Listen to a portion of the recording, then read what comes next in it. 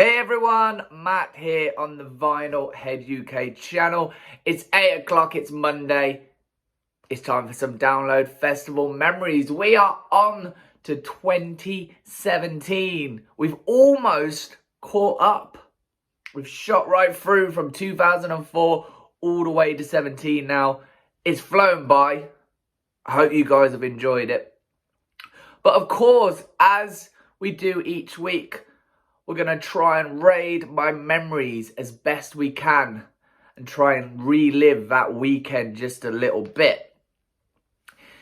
The rain came the year before. We covered this last week, how wet it was. Brown load, drown load, whatever you want to call it. It was a wet one. It was muddy in 2016. 2017, we did all right. We got the sun. It was warm. We didn't get any rain. What's going on? Who knows? I think it was the first dry download that we had in a good few years. So, you know, all's good. All is good. This download, I'll be honest, is probably the download that I saw the least amount of bands. It won't be a too longer episode, I don't think, this one, because I didn't actually see that many bands. I don't think the lineup was that strong for me this year. That's not saying it was a weak lineup for everyone. Everyone has different tastes, but for me, I don't know. I just didn't think it was that strong. Headline-wise, we had 2 returning headliners. And then we had a band headlining for the first time. A band that had been at Download many, many times before. We have to remember that point.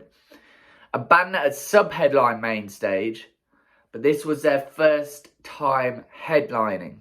And of course, it drew a lot of mixed opinion. But we'll come on to that. Should we look at our headliners, main stage headliners, across the weekend? Starting on Friday, the 9th of June. Returning for, this must have been third, maybe fourth time now headlining, was System of a Down. No strangers to Download. Saturday, Biffy Clyro. That's the band I was saying about mixed opinion. The first time they were headlining at Download, despite being there many times before. And then Sunday, returning again to Donington and to Download on what was classed, I think, as their final world tour, was Aerosmith. Perhaps playing Donington for the last ever time. Who knows? We'll have to wait and see. But there were Aerosmith back once again, closing the festivities at the festival. Across the board, so we had 4 stages again, just like the year before. We'll go through the names. So main stage was main stage. The year before, it'd been the Lemmy stage. This year, it was back to just the main stage. The Zippo Encore stage was our second stage, keeping that name once again. Third stage was now the Avalanche stage. So it was the Maverick stage, now the Avalanche stage. And then the 4th stage was the Dogtooth stage. And that was our 4 stages. Again, we didn't have an acoustic stage. We didn't have that 5th stage like we have done in the past. And headline-wise, so obviously Friday mentioned System of a Down. On the 2nd stage was Sum 41, coming back to Donington for what I think was the first time since 2004, maybe. That first year I was there, I'm pretty sure this was their first time back. So that was pretty cool. 3rd stage, Sleeping with Sirens. And then 4th stage, this would have been cool, Exodus, headlining 4th stage. Gary Holt actually did double duty that weekend. We'll come on to his other band a bit later on the Sunday. Saturday was Biffy Clyro on main. On 2nd stage, Rob Zombie, coming back once again. I think this is maybe 3rd time at Download. 2nd time headlining the 2nd stage. Simple Plan on the 3rd stage. And then Wednesday 13, closing off the 4th stage. Sunday, Aerosmith, as we know.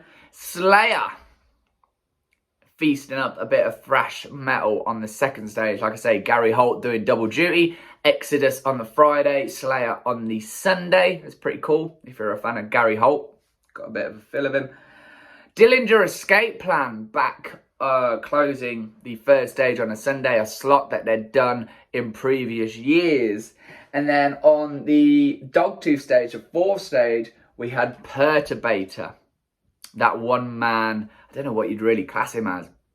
I heard good things about it anyway, whatever you class him as. And that was our headliners. 12 of them, just like the year before. As I say, no 5th stage. Should we dive in? As I say, this was a funny download. Didn't actually see that much, especially on the Saturday. I think I saw like 2 bands on the main stage on the Saturday. Not just 2 bands throughout the day, but just 2 bands on main stage. We didn't see that fewer bands. Okay, so Friday, kicking us off on main stage was North Lane. Yet again, following that tradition with Download of seeming to want to kick off main stage with a metalcore act. This time an Australian metalcore act, but a metalcore act nonetheless. It seems to be something they like to do. I don't know why. I don't know if it's just pure coincidence. But it seems like we always have a metalcore band kicking us off on the Friday. Can't really comment all that much on them. Don't really remember. Some of these metalcore bands tend to sort of roll into one, unfortunately for me. But yeah, that was North Lane. We didn't actually see anyone up until much later in the day on main. The 2 bands that were playing on after North Lane that I didn't see were Motionless in White and then Sabaton. Sabaton getting a main stage slot. Sabaton are doing good things. It's not really my type of music. I'm not massively into that whole European power metal thing. There's a couple of bands that I don't mind as much, but it's not really my thing. But Sabaton are kind of pushing power metal forward. They've done headliners at Bloodstock. They're huge in Europe. And that's starting to come through more so away. Obviously, we mentioned Bloodstock, but more away from that. You know, I think they got a headliner arena tour announced recently here in the UK, which is obviously a pretty big deal. For a band like that. It's very good for power metal as a subgenre. But yeah, just not something I'm massively into. The band that we saw next, we jumped on over to the 3rd stage, where I saw a couple of bands that weekend. The first one being Code Orange. Code Orange had played on the 3rd stage a few years before, but I didn't see him. I didn't really know him at that point. But definitely did now. Forever had come out, so massive hype around them. Went and checked them out. I can't remember if this was the first time I'd seen them live. I have a feeling it might have been. Seen them on a couple of supports. Saw them supporting Gajira at an Academy show, which was such a 1-2 of a night. Like, punch in the face followed by another punch in the face. So good. Great night. But here they were on 3rd stage. They opened with Forever. They played a good few tracks off Forever, but the place just was lit for it. The crowd were up for this. Code Orange have immense energy as a band anyway. You only have to just watch those 5. There is just such energy to them. Reba is an immense guitarist. She's very small but very mighty. She's doing more vocals, clean vocals as well on later material. Spoke briefly before about women in metal. There's more and more women vocalists, more and more women in bands. And Reba is definitely a mighty force in the female community of metal musicians, metal artists, and she has such a presence, as do all of them. They've gone a little bit more experimentally, electronically on recent stuff. Like Forever is just a pure hardcore track. There's a lot of hardcore on that album, but yeah, what a mighty show. Really, really great set. That sort of early afternoon. I'd really like to see them come back and do some more stuff. They were actually on the midst of a tour, so they were opening up for System of a Down throughout Europe. So I mentioned last week about Black Sabbath on their end tour, the final tour, with Rival Sons being support. So Rival Sons kind of were doing these arena shows with Sabbath and whatnot, and then any festival shows that Sabbath were doing, Rival Sons would be on the same day as well. Same sort of thing with Code Orange. They were doing the arena tours with System, or the arena show, sorry, with System, and then any festival dates that System of a Down were doing, Code Orange would also be there as well. So obviously System played that night and headlined, so we had Code Orange earlier on in the day. Really great set. Jumping back, the rest of the day we spent over on main stage and to see the last 4 bands of the day. With the first one being Mastodon. Now, I love Mastodon. I've seen Mastodon a good maybe 10, 11, 12 times now. Mastodon at their own show inside, to me, is a very different entity to Mastodon outside at a festival. Mastodon inside at their own show is phenomenal, but I've never seen Mastodon outside at a festival show where I've really enjoyed it. I don't know why. I really don't, because obviously it's the same band, it's the same tracks, but there seems to be a different energy inside at their own show, and I've yet to ever put my finger on why I think that is. This show at Download on main stage was an interesting one. The set list was very, very odd. We're on the Emperor of Sand album cycle, so we got a few tracks off that. Nothing was played off Leviathan, which surprised me. We didn't even get Blood and Thunder. It was focusing on newer material. We got Mother Puncher closing off Remission, which was a saving grace. It's one of my favourite Mastodon tracks. But it was focusing on newer material. So Mastodon, I think, were a lot heavier with Remission and Leviathan, even the Call of a Mastodon. I think it was an EP that they did. That was heavy stuff, whereas obviously now they've gone more progressive.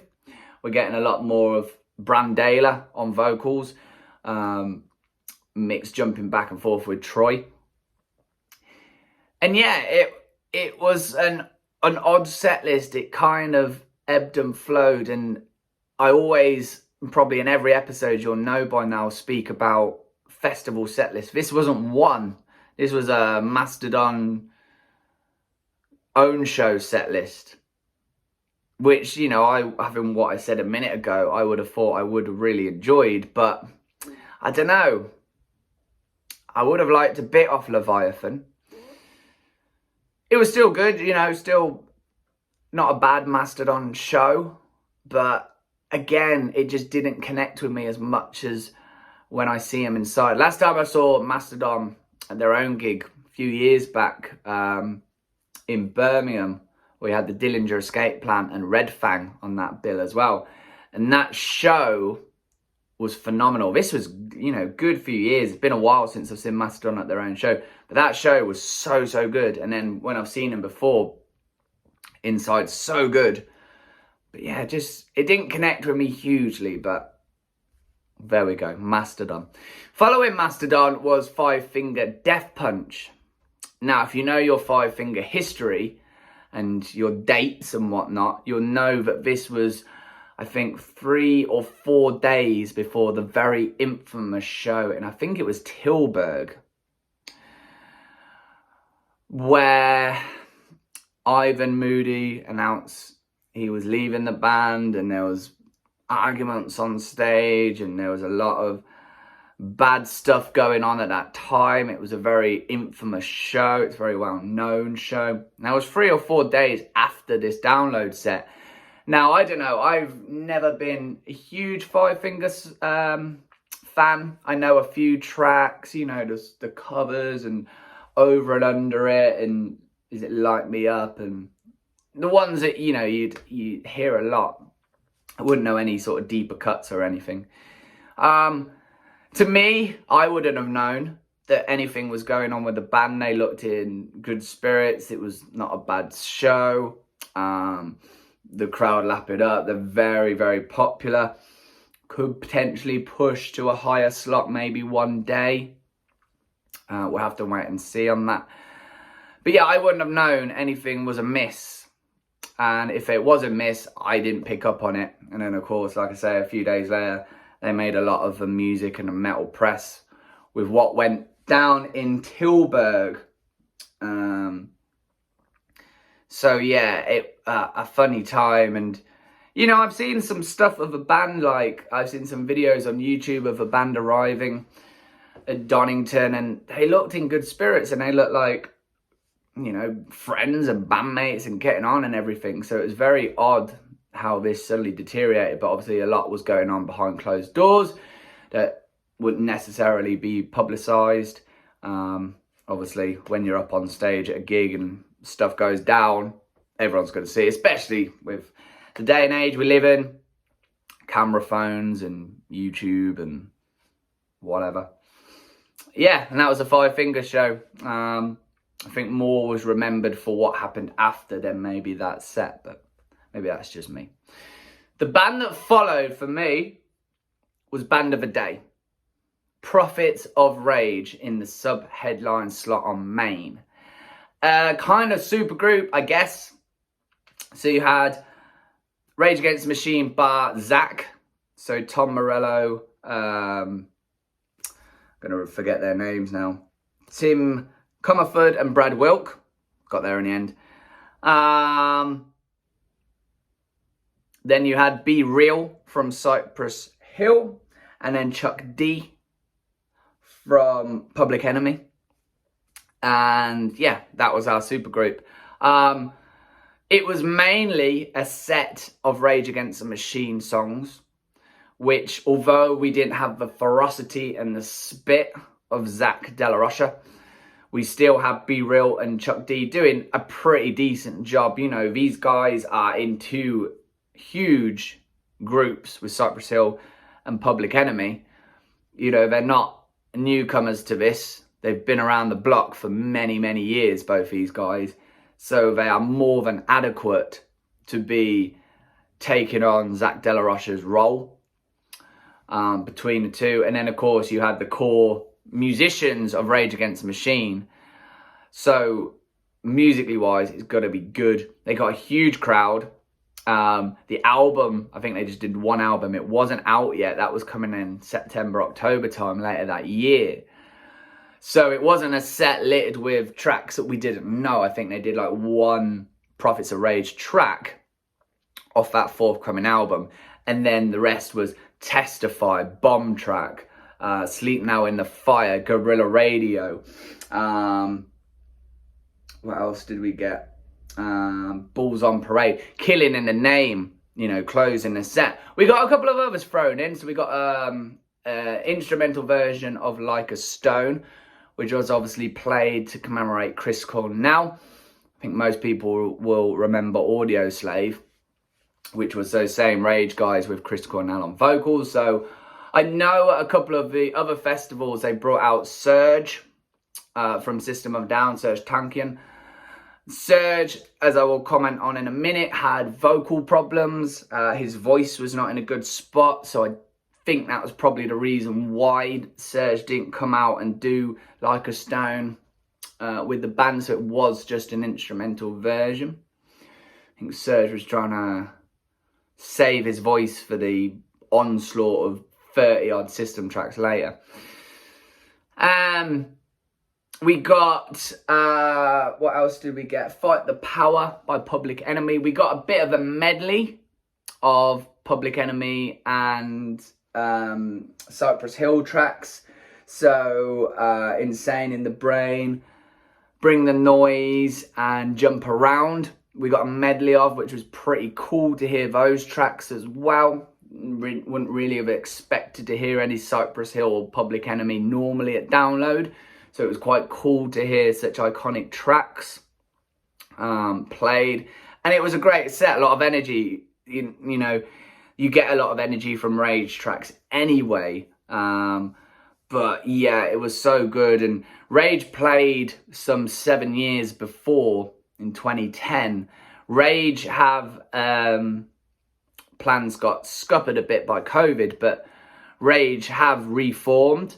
And I'd like to think that if not next year, the year after maybe, if they're still doing stuff, can be back and playing at Donington and playing with us again at Download. I think we are due to see Rage Against the Machine again. I very much hope we do.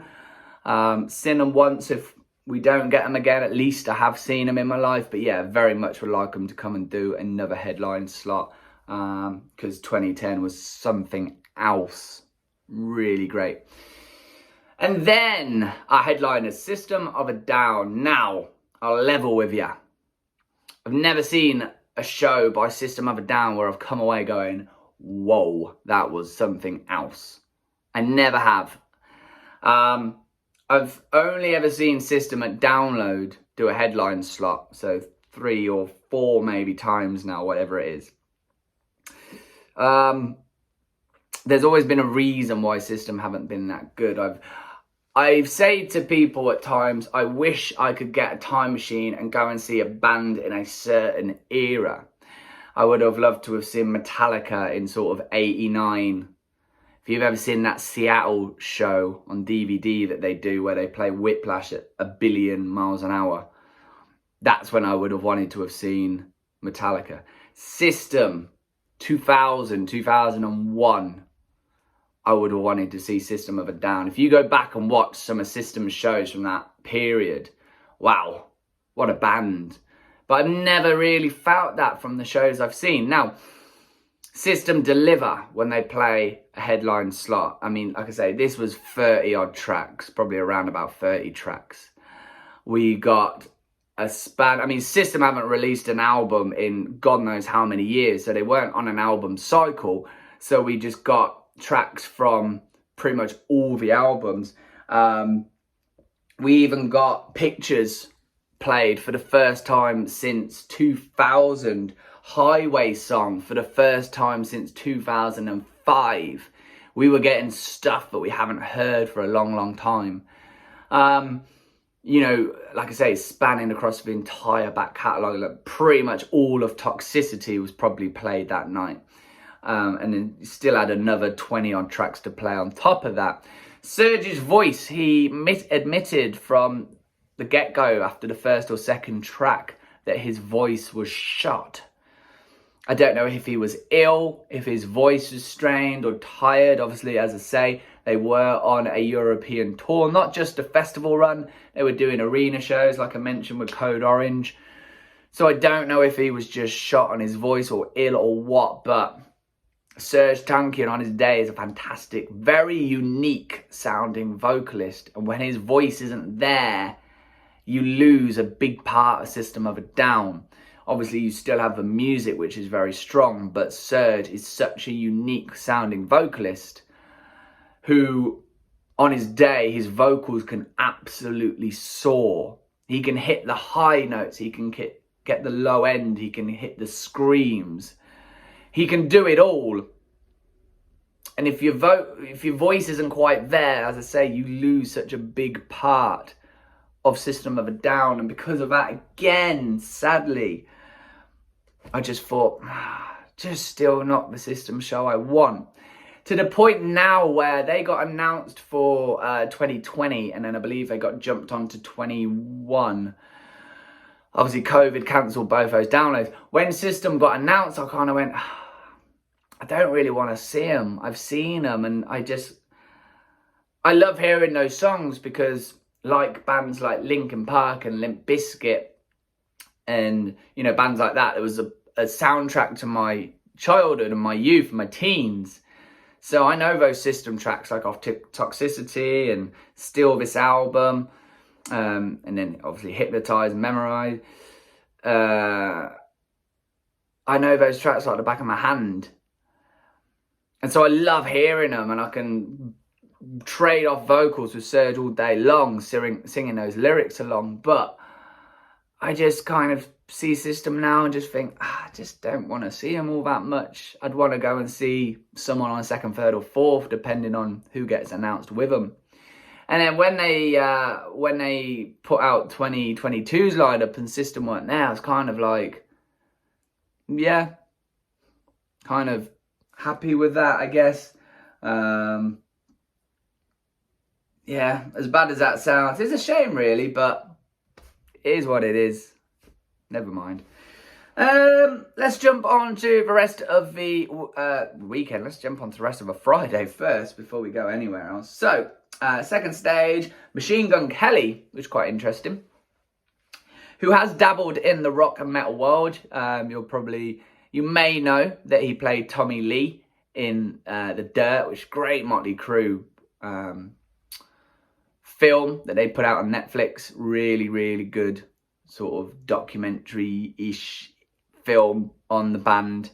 And of course, Machine Gun Kelly was in that, so he has dabbled in the world of rock anyway. And it's not unknown that we do get artists coming in from outside the rock and metal world as such, when we see like Chasing Status and The Prodigy in the past and Lethal Bizzle and acts like that. Suicidal Tendencies, I didn't realise they played on second. That was pretty cool. I think I would have liked to have gone and see them, but didn't. It would have been quite cool on the second stage to see them. Baroness. And then a bit of, do we dare say, retro? Good Charlotte, followed by Sum 41. So if you liked your pop punk from the early 2000s, that was a place to be. I think that would have been quite a good time. I wouldn't have been surprised if they pulled a pretty decent crowd, those two bands, one after each other. I know a couple of friends who would have been very excited to go and check that out. On the third stage, so we had The Devil Wears Prada, we had Code Orange, Issues for Your Strong, State Champs, and Sleeping with Sirens, excuse me. I think there was a definite theme looking across the third stage. We're looking at maybe not such a warped tour lineup, but, you know, a definite theme on the type of bands that were playing across third stage that weekend. Fourth stage, nothing. Oh, we have Venom Prism, who are, you know, great band, really doing good things. Venom Prism, let's get that right. That's hard to say if you say it quick. Exodus, of course, headlining the fourth stage that night. Gary Holt and co. Yeah, I think in hindsight, I probably would have gone to check out Exodus if I'd known that Serge wouldn't have been quite on it with his vocals. Saturday, 10th of June. Now, do you know what? This is where I say I saw two bands on main stage that day. I'm going to go through the main stage lineup from start to finish, just so you get an idea of who was playing. So we had Hacktivist, Creeper, Sixth of Mice and Men, Pierce the Veil, AFI, A Day to Remember, and Biffy Clyro. That was definitely a day catering to maybe day ticketers with Biffy headlining. We didn't have sort of classic rock or any thrash, any extreme. It very much catered. It was a bit like when Muse played. It kind of catered to Muse playing that day. You know, it would have been a little, like if Mastodon had been in the middle of that lot, it would have been kind of weird, I guess, to a lot of people. But the bands that I saw on that stage were Sixth and Biffy Clyro, so we will come on to those shortly. Hacktivists don't really do it for me. Creeper are doing good things in the UK scene. Again, not really my thing, but they are doing well. Of Mice and Men, so what's that, like kind of metalcore sound again. Pierce about AFI. A Day to Remember, a band that I think maybe could push to be a headliner one day. We'll wait and see. We started off on second stage. Didn't see the first band on, which was Taxa Heat, but we caught Raven Eye. Raven Eye were there the year before. They opened the second stage the year before. Ollie Brown, who's a very good bluesman, him and his two friends back playing second stage. A lot of energy, good show. Ollie Brown's good vocalist, good guitar, great guitarist. So yeah, it was nice to see those guys again coming back the year after. Then we jumped on to Maine to see Sixth. This was the first time that I had seen Sixth, who, technical metal band. I really enjoyed seeing them. It's a band I'd wanted to see for a while. I'm lucky enough to see them since. I saw them open for Trivium. Seen them a couple of other times. And yeah, I really enjoyed seeing them. I think it's a band that kind of got a little lost on the crowd because of the type of music that they play. A little bonus bit for Sixth was they brought out Justin Hill on the last track. Obviously they had the dual vocalist with Justin Hill and Mikey Goodman, which, you know, pretty cool to see Justin Hill coming back and doing that trade-off vocals. He of course left the band a few years prior. Sixth kind of had a split and then reformed. So yeah, it was good to see him. But yeah, just a little bit lost, I found, on the crowd. You know, especially a younger crowd who may not have known the history of this band. Probably got lost a little bit on people. But I still enjoyed them. After Sixth, we jumped on over to second stage to catch Max and Igor Cavalera playing what essentially was a Sepultura set, opening up with Roots, and then we got Attitude, Straight Hate, Ambush, tracks like that. We had Tony Campos on bass, Mark Rizzo on guitar, obviously Max and Igor, and yeah, it was essentially a Sepultura set. It was kind of a little bit of a deeper cut Sepultura set, I have to say, other than Roots, but still cool to see those two guys playing Sepultura again. They closed with Ace of Spades, which is a nice tribute to Lemmy. I don't think it was the most enjoyable time here in the Sepultura. So, like, it was enjoyable, but I think when they headlined with Cavalera Conspiracy back in 2008 over on the second stage, that was cool. And I think that was because the first time we saw Max and Igor playing those Sepultura tracks together again. But that, you couldn't beat that night. And I just don't think it had that momentum that that night had on this this Saturday. A band that did have some momentum, and I'm going to smile already. I spoke about these a couple of weeks ago. The band of the festival. Every Time I Die, back on the third stage, late afternoon, the perfect set list from these guys. This is where I spend like an hour talking about this band. I won't.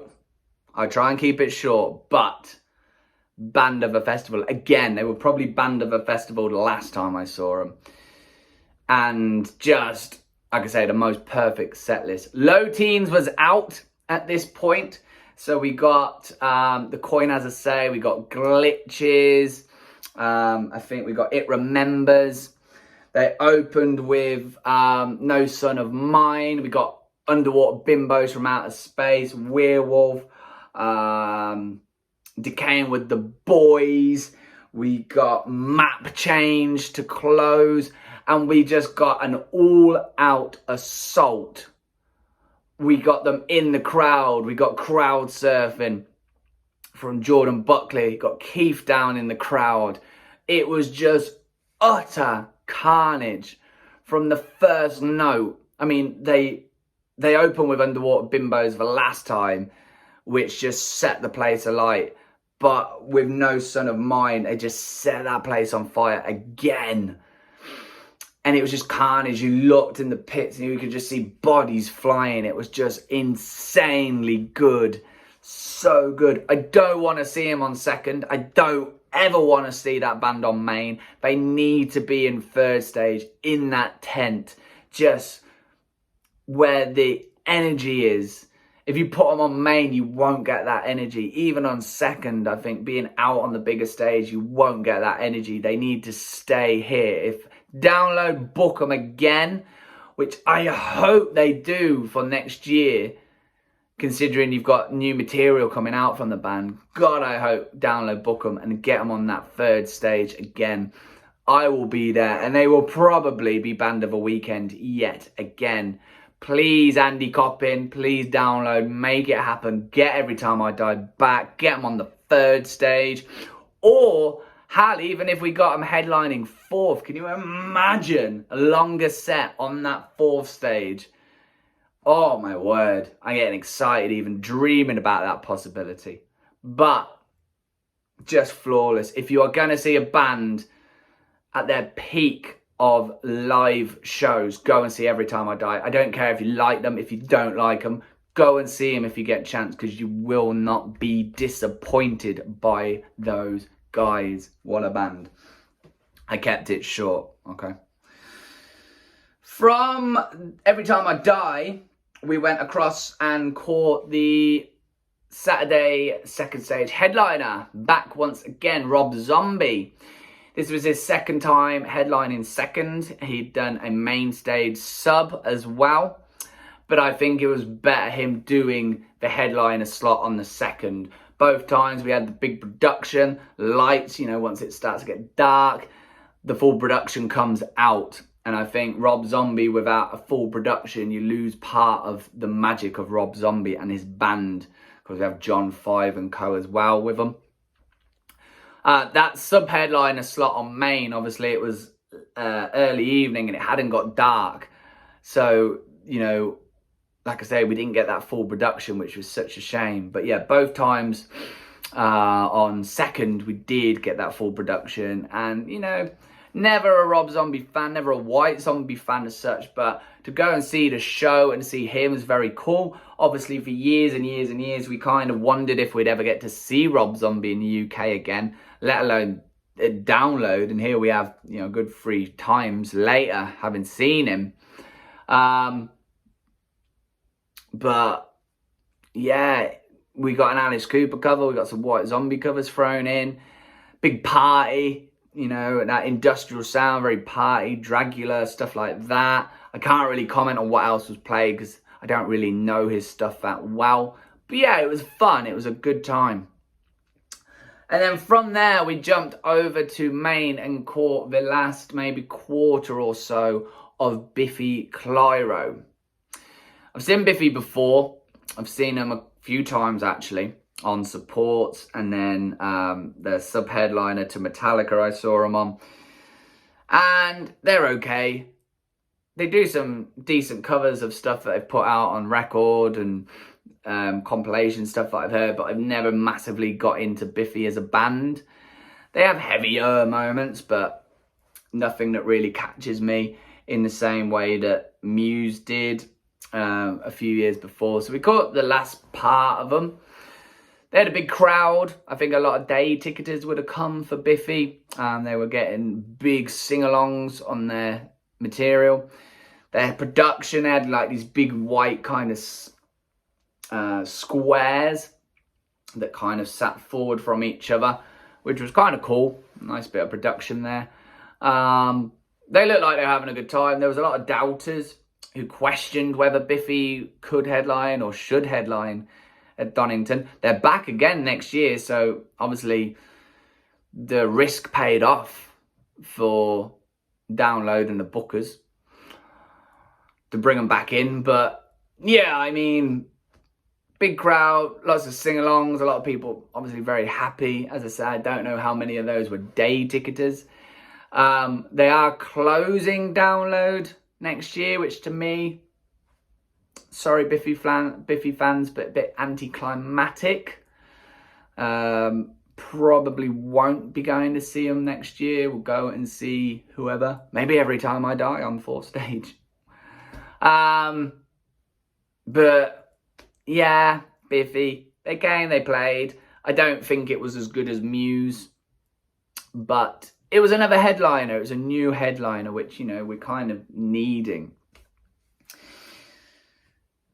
What else did we have? So, 2nd stage, Ailstorm, Suicide Silence, Coheed and Cambria back again.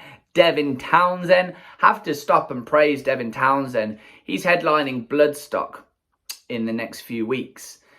And he's got a lot of respect from myself, the Bloodstock guys, and a lot of metal fans and music fans, because a lot of bands that aren't... Bloodstock mainly is a British lineup this year because of COVID.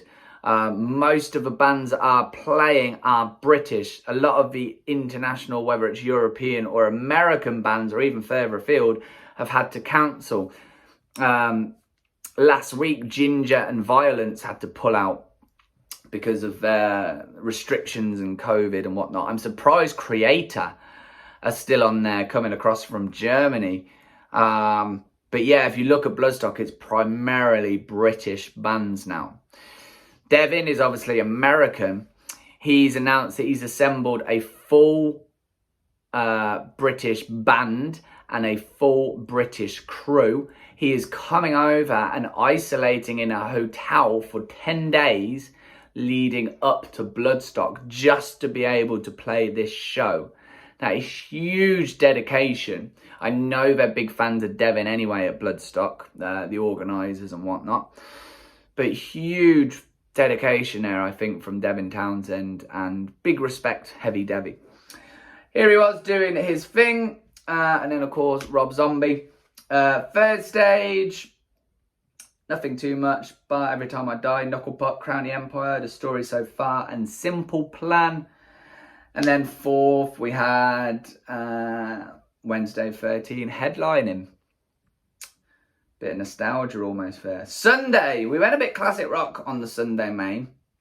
We started it actually on 2nd stage, seeing Tyler Bryant and The Shakedown, a band or an artist with Tyler Bryant, a band that I discovered through a support of the Cadillac 3 the year before or whenever it was. Tyler Bryant is kind of blues rock, classic rock sound. Good vocalist, phenomenal guitarist, really good guitarist, and a lot of energy from the band. Don't really know their material as such, but I enjoyed seeing them at the Cadillac 3 gig, so wanted to go and watch them again. And yeah, they were a lot of fun. Good way to kick off the day. Funnily enough, stood next to them during Slayer of all bands, considering if you listen to Tyler Bryant, it's not really the sort of music you would associate with being sort of Slayer fans, but there he was, just stood next to us watching Slayer late in the day, so that was kind of cool.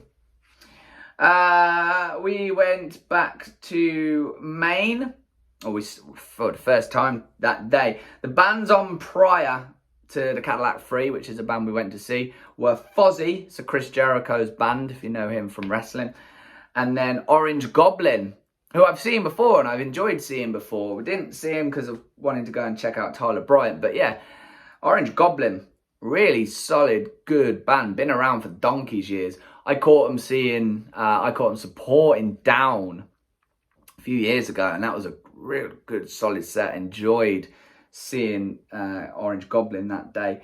But yeah, Cadillac 3, thankfully, these guys weren't flying in from Nashville a couple of hours before. So if you remember from, I think it was 15 maybe, they flew in from Nashville. They played Nashville the day before, and then they flew in to Donington just for this one show before flying back to the States. Their gear was still in America, all of that. But no, thankfully, they were here for a little bit longer than a day. They'd done There was Download France happening the same weekend, so they'd already played that, I believe. And here they were, refreshed, probably hungover still, but not jet lagged, and a really good set. It was nice to see them up on main. You know, first time I ever saw them, they were supporting a band in a like 150 cap venue. So to see them now, you know, doing supports in arenas and getting these main stage slots are down, it's really good, and it's kind of putting country on the map. Yes, it's a country, like more of a rocky side of country, but it's still country, and it's putting it out on the map. And a few years back, country, if you said you like country, you kind of got laughed at. My parents are very much into country, so I've always kind of been around country, and I've, in the last 5, 6, 7 years, got into country a lot more. But country is really big now, and a lot of young people are really getting into country music. More contemporary stuff as well, you know, Cadillac Free, Chris Stapleton, Zac Brown Band, Eric Church. A lot of people getting into country, which is really good to see. It's not sort of a dirty word of music anymore, and people are really embracing it. So yeah, to see Cadillac Free playing this main stage slot was a really cool thing. I always am a big advocate for extreme music being pushed out to a big audience, but on the opposite side, to show my diverse sort of music palette, I want to push for country being showcased more. We've had artists like Brothers Osborne come as well, which is another sort of more country rock, or a rockier side of country. They've come and done second stage back in 2019. So yeah, it's getting there. I don't think we'll ever get the Zac Brown Band or Eric Church or anything like that. Those guys rarely do anything other than country to country festival in the UK anyway. So I don't see any artists like that coming and doing Download. I think definitely Eric Church and Zac Brown Band would get a good reception, because again, they're sort of the more, I wouldn't say heavy, but they're the rockier side of country, especially some of Eric Church's stuff. If you listen to him, there's definitely more of a rockier side to his music.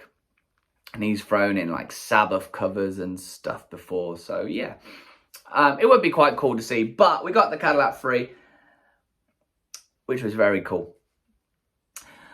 Following the Cadillac Free, one extreme to the other, so we're back into metal now. And probably for me, the biggest disappointment of the weekend, and that was In Flames. Now, I really like In Flames. I like old In Flames though, as I'm sure a lot of people do. Back in that Gothenburg scene and the Swedish Melodeath scene. That day was the first time I've seen In Flames in a few years, and I came away shaking my head. I was really disappointed, which was a shame. Most of the material was from recent albums.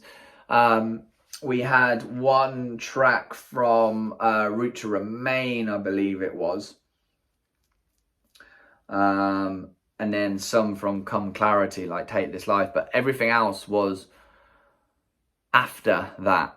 So a lot of new material, which I don't think is that strong compared to, you know, In Flames from back in the day. Anders seemed to have a gripe. I don't know if he was drunk or what, but he had a gripe about their rider. He kept bringing this beer cooler on stage and putting it on the ramp that was present for Aerosmith. And he kept coming back to it and complaining that's all they got on the rider and they've been around forever. And it seemed to be a big gripe of his throughout the set. And it was kind of like really weird. Because I don't know if he was drunk or what it was, but it was very odd behaviour and a weird thing to kind of keep going back to. Kind of marred the set, but yeah, I just came away so disappointed. It's not the In Flames I kind of want. I want old In Flames. I want to hear those classics. I want to hear Pinball Map and stuff like that. Not the newer stuff, but, you know, you're going to promote newer material, I guess.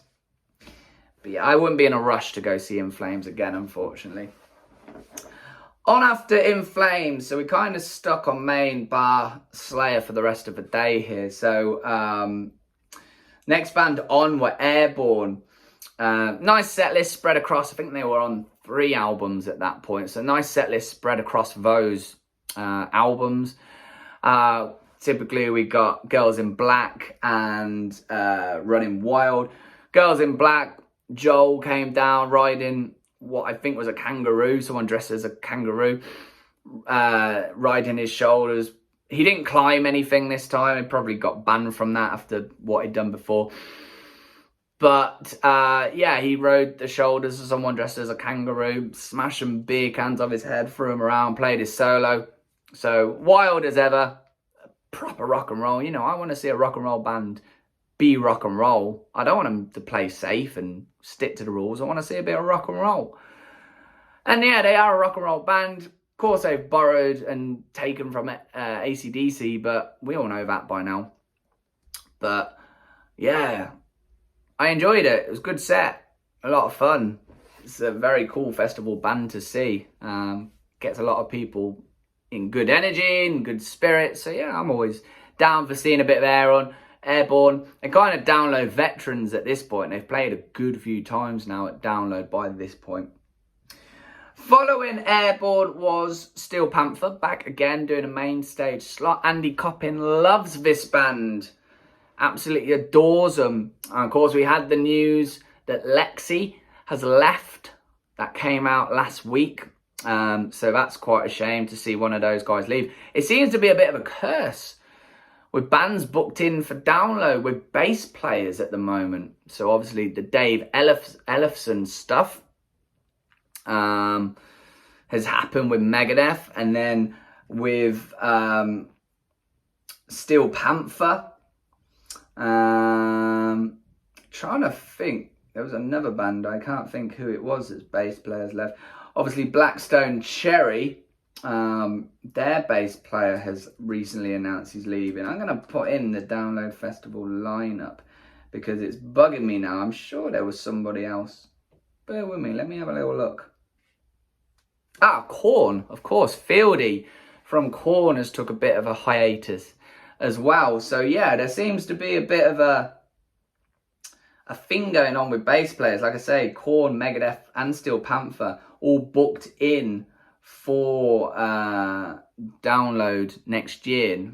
Bass player problems. So let's hope it doesn't continue. You know, it'd be weird if Gene Simmons or Steve Harris suddenly disappears. That's 2 pretty big names to be leaving their bands. But yeah, let's hope it doesn't continue. There is still 1 headliner slot to be announced for the 4th stage at Download next year. Let's hope it's Every Time I Die. I'm going to continue going on about this until it happens. Electric Wizard and Sepultura. We've gone way off topic here. I'm sorry. Let's go back. So yeah, Steel Panther. You're going to have a lot of fun watching Steel Panther. I've said it before. They are very, very funny, very entertaining. But God, those guys can play music. They really can. And it's a lot of fun. They got the girls up on stage as they do. Lots of fun, lots of banter going on. You're going to enjoy yourself seeing Steel Panther. You're never going to remember like maybe specific tracks that they play. But you're just going to have a good time. It's fun in the sun watching Steel Panther. What more can you say? Following Steel Panther, back in a sub-headliner slot, I believe again. I think they've done a couple of subs at this point. Was Alter Bridge, who again, pretty sure they actually subbed to Aerosmith in previous years, and here they were back again, subbing again. Really, really good set list. They were on the Last Hero tour. They opened with Come to Life, Ties That Bind, Cries of Achilles, Blackbird. There wasn't, I admit, I went after Blackbird, so I missed the last sort of quarter of a set because I wanted to go up and get a good spot for Slayer. So I didn't catch the last bit, but having gone back and revisited the set list, there wasn't the acoustic tracks that we'd seen before. There wasn't the sort of more, I guess, slower, maybe, I wouldn't use ballad, but the slower tracks that they do. This was riff central. This was just riff, riff, riff, riff. Heavy tracks the whole way through. This was a really great Alter Bridge set list. And I think this was the one where they announced that they were doing the Albert Hall orchestra show as well. I think that's when they first announced it, which everyone got very excited about. And rightfully so. If you go back and check out those, they're on Blu-ray and on YouTube and stuff. Phenomenal shows with the orchestra down at the Albert Hall in London. But yeah, from what I saw of that set, it was great. Walked away just after Blackbird, which, you know, you've peaked here in Blackbird anyway. You can't really get better than that song if you're listening to Alter Bridge. And yeah, really good, solid set from them. We went across to Second to catch Slayer on their Repentless tour. Not as big production as the last time that they played at Donington in 2019. We didn't get the pyro and the big production for that. We got, they opened with Repentless, which they seemed to do for about 5 years straight.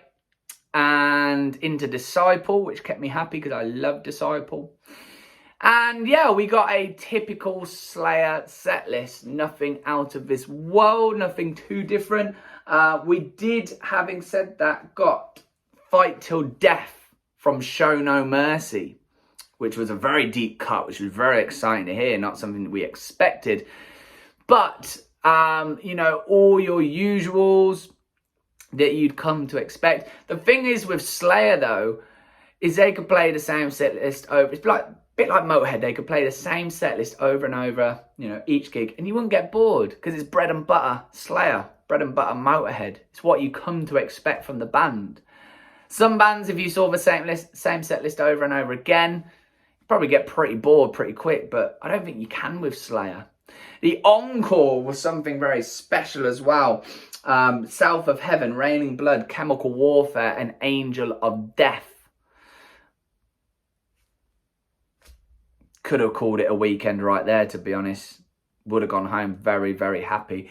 Good Slayer set, as I say. I think 2019's was better because we've got the big production and there was something magical in the air that night because it was the last time they were playing the UK. But yeah, I'm still happy. Still very happy with that show. We finished the weekend over on main stage watching Aerosmith. Now, was it as good as the 2014 show they put out on DVD? No. Was the set list for me better? Yes. But I think they were better in 2014. That was a magical show. There was a energy in the air that night, which was pretty special. Which I don't think was matched this year. But as I say, for me, the set list was better. There was a couple of down moments when they were doing like the Fleetwood Mac covers, and that kind of lost a bit of energy and I think lost the crowd a bit. But I remember at the start, they came on and played Let the Music Do the Talking. And obviously had that big ego ramp, as it's called. And I remember the band coming on at the back and then Joe Perry coming up the stairs on one side of the ramp and Steven Tyler coming up the other. And them two starting the set right at the front of that ramp coming up there, not coming on from the usual side of the stage, which was pretty cool. Because Aerosmith is essentially those two, the Toxic Twins, really. So it was cool to see that. So Let the Music Do the Talking. And then into Young Lust, which is such a great rock and roll track. Really, really fantastic rock and roll track. I love that one. So that was very cool to hear. Loving an Elevator, Mama Kin, Sweet Emotion. What else? Trying to think what they did. Dream On. They closed with Walk This Way, which got everyone bar Joey Kramer down at the front of a ramp. They had the confetti and the ticker tape and the CO2 going up in the air. And yeah, this apparently was the last time that Aerosmith would be playing at Donington. I think we'll have to wait and see. Never say never. Look at bands like Motley Crue, who have come back from the dead, essentially. So never say never. They are doing arena shows next year in the summer. Obviously, they won't be booked on for download because we've got our headliners already. But you never know. But it was billed as the last time that they would be playing at Donington. But yeah, it just didn't quite match 2014 for me.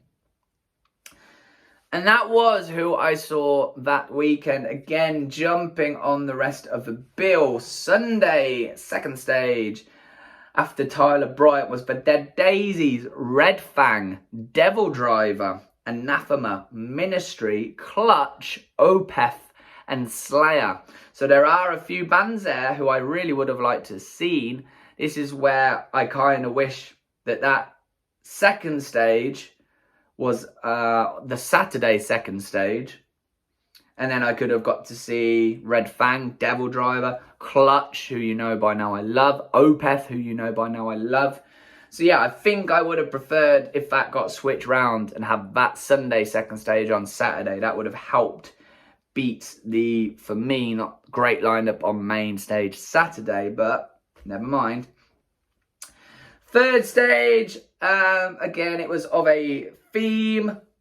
Moose Blood, Dillinger closing out. That would have been Bedlam, no doubt.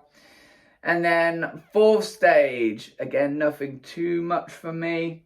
And then Perturbator, if that's how you pronounce it, closing the festivities on fourth stage. That was Download 2017. Rushed through it a little bit compared to some weeks. Wasn't the strongest lineup in the world.